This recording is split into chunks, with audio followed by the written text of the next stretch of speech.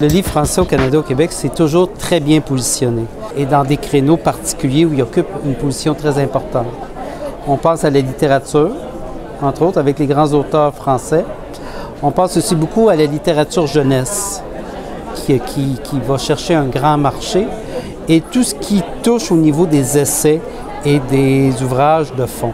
C'est des auteurs qui traversent. Il y a énormément de francophilie, que ce soit au gouvernement fédéral, parce que c'est évidemment, les gens sont bilingues, donc parfois c'est même un peu didactique de lire un ouvrage français pour dire je vais approfondir ma connaissance du français.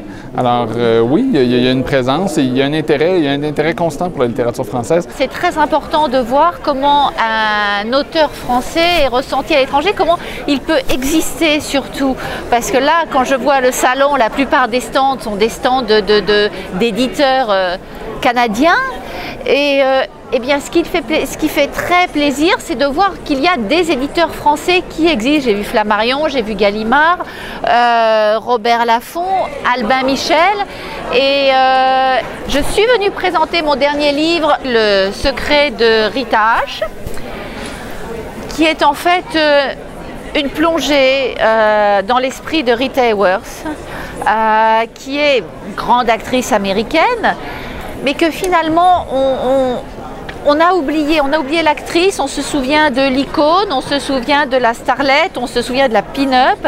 Et moi, je suis venue présenter la femme. Et c'est vraiment le thème de ce livre.